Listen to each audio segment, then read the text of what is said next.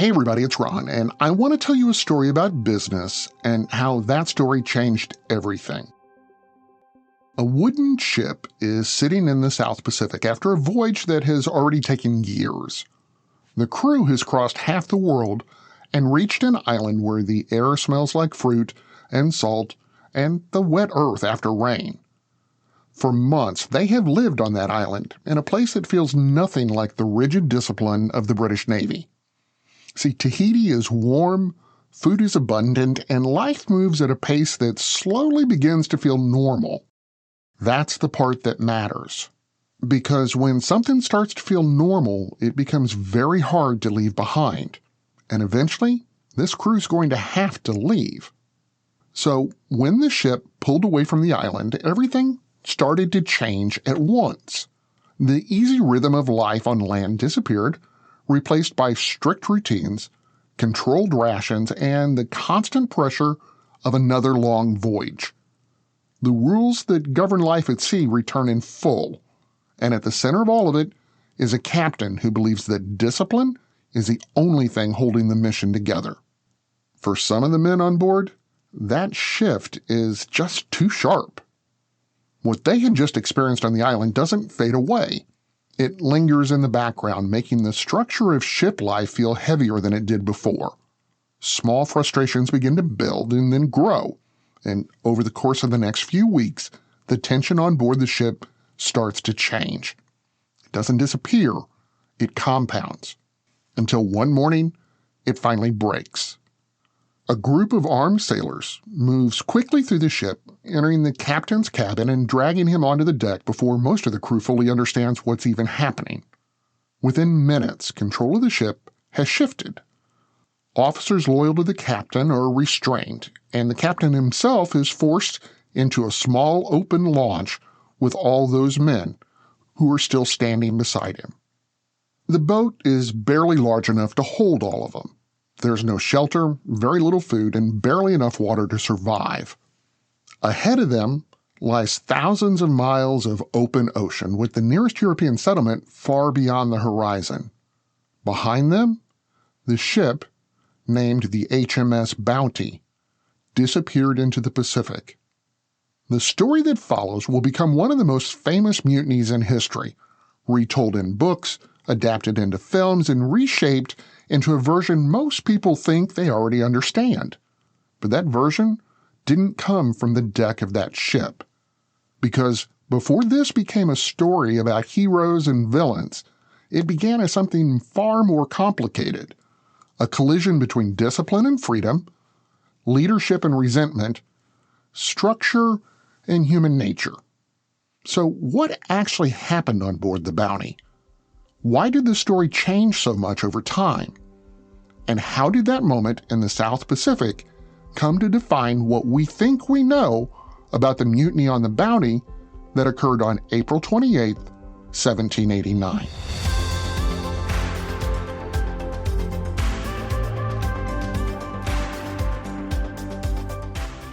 From Business Basics, I'm Ron Trucks, and this is Business History, the daily podcast where we explain the stories that changed business forever. Every date on the calendar has a story where business reshaped the world. Today, April 28th, that story takes us to 1789. Mutiny on the Bounty created a story that movies couldn't resist. Well, sort of. Now, understand, the tension between discipline and freedom didn't come from nowhere. The voyage that would eventually explode into mutiny began as something far less dramatic, a practical experiment into imperial economics. The British government believed it had found a way to reduce one of the largest operating costs on Caribbean plantations. That's the expense of feeding the enslaved people forced to work on them. If a cheap, reliable food source could be introduced, plantation owners could lower those costs across the system. And the crop they chose was breadfruit. Breadfruit grew easily in the South Pacific, especially in Tahiti. It was abundant, nutritious, and required relatively little effort to cultivate.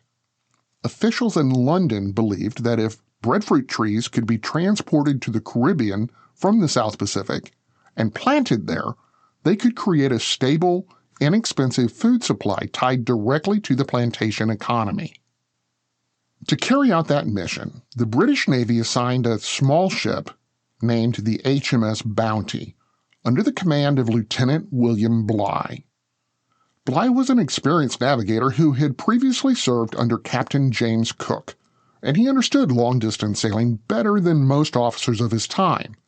But skill in navigation did not always translate into skill in leadership.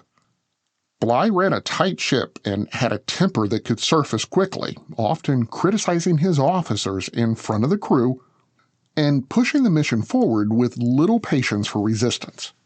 After a long and difficult journey, the Bounty finally reached Tahiti, and then it stayed there, collecting and preparing hundreds of breadfruit plants.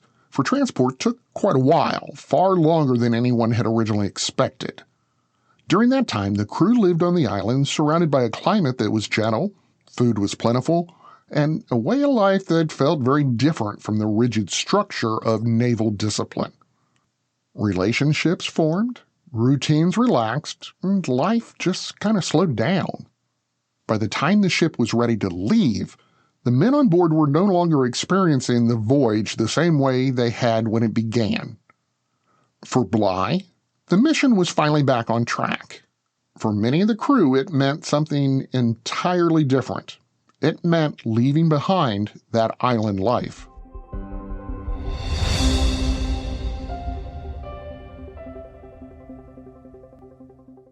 And here's Heather with the weather. Well, it's beautiful out there, sunny and 75, almost a little chilly in the shade. Now, let's get a read on the inside of your car. It is hot. You've only been parked a short time and it's already 99 degrees in there.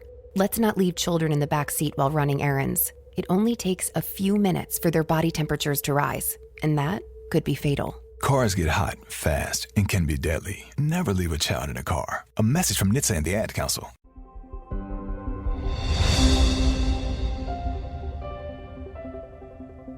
When the HMS Bounty finally pulled away from Tahiti, it carried hundreds of carefully protected breadfruit plants on deck, each one representing the purpose of the entire voyage. But the ship itself was not the same. The months on the island had changed the crew in ways that weren't immediately visible but became harder to ignore as the days at sea passed. The return to strict discipline felt sharper than it had before, and the routines of naval life began to weigh more heavily on men who had just experienced something very different. Captain Bligh responded the way he always had, tightening control over the ship and focusing on protecting the breadfruit cargo. Water was rationed carefully, authority was enforced strictly, and criticism was delivered openly, especially towards officers who failed to meet his expectations. Among those officers was a sailor named Fletcher Christian, a young master's mate who had once been trusted by Bligh and had shared meals with him earlier in the voyage. Over time, that relationship began to strain under the pressure of shipboard life and the changing mood among the crew. The tension didn't erupt all at once. It built gradually, shaped by small moments, growing frustration, and a widening gap between the structure Bligh tried to maintain and the experience the crew had just left behind. Later, the story would often be told as something simpler, a cruel captain pushed aside by a heroic rebel. But on the deck of the Bounty, it was far less clear than that. Early in the morning of April 28, 1789, the tension finally broke. Christian and a group of armed sailors entered Bligh's cabin and dragged him onto the deck. Loyal officers were restrained, and within minutes, control of the ship had shifted. Bligh and the 18 loyal crew members were forced into a small open launch and pushed away from the ship. The mutineers turned the Bounty back toward the Pacific, and the man they had just overthrown began one of the most extraordinary survival voyages in maritime history. With almost no shelter, limited food, and barely enough water, Bligh navigated that crowded boat more than 3,600 miles across the Pacific Ocean, eventually reaching the Dutch settlement of Kupang on the island of Timor. Of the 19 men in the boat, 18 of them survived. Whatever kind of commander he had been on the Bounty, he was an exceptional navigator.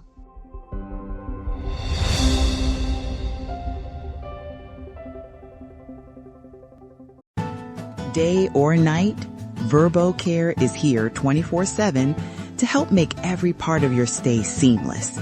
If anything comes up, or you simply need a little guidance, support is ready whenever you reach out. From the moment you book to the moment you head home, we're here to help things run smoothly. Because a great trip starts with the right support. And hey, a good playlist doesn't hurt either. There's danger out there. It lurks on highways and quiet neighborhood streets. It's more likely to kill you than a shark and more terrifying than the biggest snake. Distracted driving claims lives every day. Every notification, swipe, social post, video, or selfie while driving risks your life.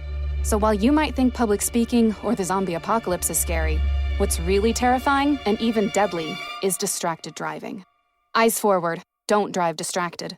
Brought to you by NHTSA and the Ad Council.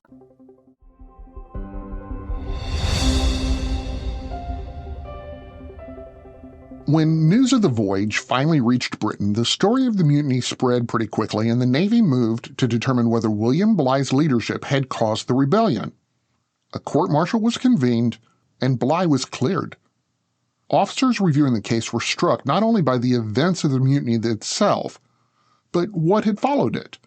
Navigating a small, overcrowded launch thousands of miles across open ocean required extraordinary skill, and the survival of nearly the entire crew demonstrated a level of competence that was difficult to dismiss.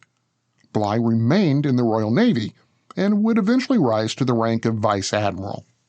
For a time, the mutiny settled into the historical record, but the story didn't stay there. Accounts of the voyage circulated in journals and books, and over the decades, the events aboard the Bounty began to shift. Writers retold the story, gradually simplifying it, smoothing its edges, and reshaping its characters into something easier to follow. Then, more than a century later, Hollywood found it. In 1935, Mutiny on the Bounty was released as a major motion picture, turning the story into a global audience experience. The film was successful, including winning Academy Awards. And like many successful stories, it established a version that would be repeated again and again. Because movies operate under different incentives than history actually does, they need clear roles. They need defined conflict, and they need characters audiences can quickly understand. So the story became simpler. Bligh became the tyrant. Christian became the hero. The complicated mix of discipline, environment, leadership, and human behavior that had shaped the real event was compressed into something more familiar. The real story wasn't just about a villain and a rebellion. It was about what happens when structure and human nature collide, and how that collision can be remembered very differently depending on who tells the story. And for most people today, the version they remember is not the one that actually unfolded on the deck of a small ship in the South Pacific. They remember the one that turned out to be most compelling to watch. Either way, it was all based on a story that began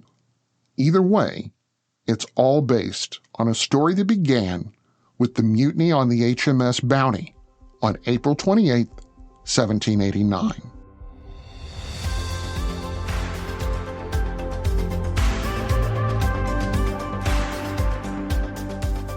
I'm Ron Trucks, and this is Business History, the podcast that finds the turning points behind the headlines. To hear more stories like this, follow us on Apple Podcasts, Spotify, YouTube, or wherever you listen. And if you're enjoying the stories, do me a favor. Please don't forget to subscribe and leave a quick review. It helps more people find the story behind the business. And if you actually want to understand business without the fluff or the buzzwords or the MBA language, start by visiting us at businessdailypodcast.com. This is the story of the one. As a maintenance tech at a university, he knows ordering from multiple suppliers takes time away from keeping their arena up and running. That's why he counts on Grainger to get everything he needs, from lighting and HVAC parts to plumbing supplies, all in one place. And with fast, dependable delivery, he's stocked and ready for the next tip-off. Call 1-800-GRAINGER, click Grainger.com, or just stop by. Grainger, for the ones who get it done.